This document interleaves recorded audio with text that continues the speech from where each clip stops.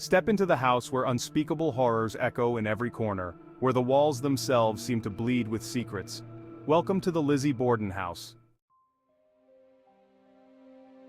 On a quiet August morning in 1892, the Borden family household became the scene of one of the most gruesome and mysterious murders in American history. Andrew Borden and his wife Abby were brutally hacked to death in their own home. The murder weapon? A small hatchet, still stained with the blood of its victims.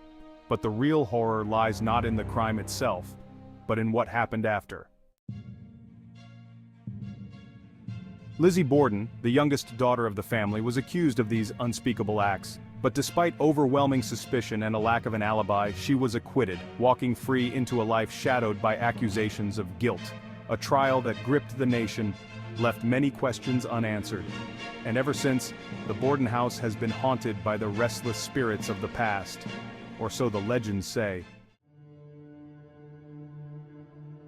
The Lizzie Borden house is now a bed and breakfast. Visitors come seeking history, but leave with something far darker.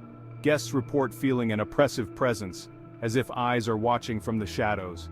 They speak of hearing faint whispers in the night, cold spots in the air, and doors that open and close as if guided by an unseen hand. One guest reported seeing the apparition of a woman dressed in Victorian clothing, standing at the foot of her bed. Was it Lizzie? Or perhaps her murdered stepmother Abby, still searching for justice? Perhaps the most chilling room of all is where Abby Borden met her untimely end. Visitors claim they can still feel her presence. Some even say they've seen her ghost, reliving her final moments as she was struck down. In the dead of night, the sound of heavy footsteps echo through the halls, only to disappear when you open the door. Andrew Borden's spirit is said to haunt this very room, forever trapped in the place where he took his last breath. Some say they've seen his lifeless figure sitting in the same chair where he died, blood dripping down his face.